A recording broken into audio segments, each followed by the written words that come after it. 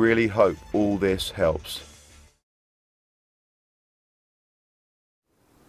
Now let's take a look at a maneuver that doesn't have much practical use, but is all out fun, and that is jumping. Over to you, Jim. In this chapter, we're looking at all you need to know for takeoff, in-flight control and landing. Fasten your seatbelts and let's get airborne.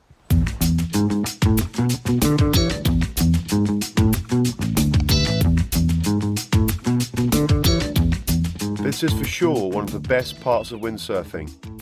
Getting your first jump and then getting fully confident in the air are both very memorable. It can be done before many other moves, as once you have good speed in the straps on smaller boards, you are fully ready for some aerial action. So, we are going to get you through your first jumps and then get you controlling more height. Lastly, of course, we will give you a nice soft landing. Once again, your tuning is important here. Go for a relatively high boom and generous foot straps that are set inboard. This will give you great pop and more control in the air. In order to get airborne, you will need a bit of a ramp, so you will need to analyse the water for bumps, chop and ramps. You will also be scanning for gusts, as a bit of extra power always helps. While sailing along, look ahead and upwind for troughs while searching for your chosen ramp. The ideal wind direction is side shore with ramps coming towards you, but you can also get some good height off wind chop coming side on to you. A shift in the wind to take you more nose onto the ramp will also give you an excellent boost. Your takeoff will be slightly into the wind and with the tail of the board in the trough. This brings the nose up and feeds air under the board. Now you know what you're looking for, we will be looking at the technique to get some air time. Before you go for it, remember that speed is your friend. More speed means more height, so although you take off into the wind, your sailing line should not be upwind for too long. Spot the ramp and get set up with your body inboards and low. Bend the back leg. Face up the board to weight the tail and bring the nose up. Push down aggressively through the toes of the back foot as you bring the rig back towards you. Pull the front leg up and forward as you simultaneously pull up and forward on the boom. Bend your back leg to pull the tail up. Drop your hips and bend your arms. Hold the tock and look forward to spot your landing. Open the sail to drop the tail. Extend the back leg for a tail first landing, but land with your legs flexed. Open the sail and keep speed.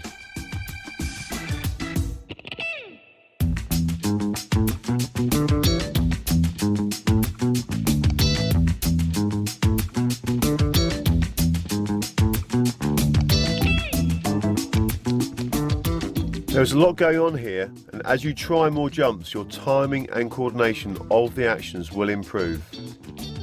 If you aim to jump twice on every reach, then you will get lots of practice.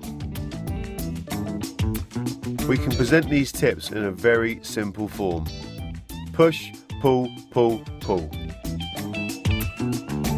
Push your tail down, pull up on the boom and pull up on your front leg, and then pull the tail up. Landing. Well, you're always going to come down. When looking to get more height, there are many factors involved. Speed, height of ramp, wind direction, kit. But really, it all comes down to effort. The more you put in, the more you get out. If you sink down and push hard through the back foot and then pull up hard on the front hand and front leg, you will get higher. The takeoff is into the wind, but the landing is definitely off the wind. This means the thing can grip and so you get no spin out. You will also have the ability to accelerate again after landing. In order to get the board off the wind, you need to scissor your legs. Pulling the tail up assists the front leg to be in position to push the nose off. As you move from small ramps and chop to waves, it's just about getting used to the timing. You always push your tail down in the trough or bottom of the wave, but now you spring off your toes as your board reaches the top of the wave. With all this height you are getting, you need to be equipped with some in-flight control. Whilst airborne, you actually need to sail the board through the air. In order to keep the wind blowing under the board, you need to point your toes and keep the windward rail high. Bending the back leg and pulling the heel right into the bottom assists you in doing this. The rig is there for propulsion, so direct this upwards. With the hips dropped, you bend your arms to pull the rig over your head. This will drive the nose up.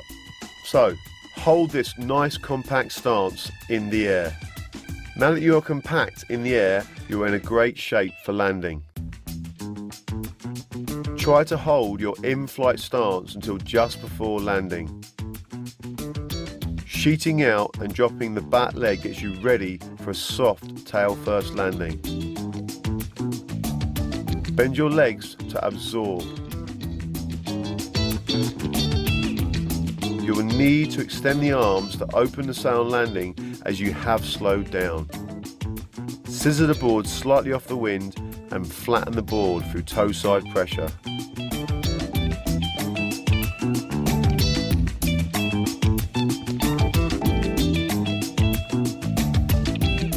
All this aerial action may inspire you towards more aerial antics. There are all kinds of jumps out there and are all great fun. Go and look up some air miles now and enjoy your flight.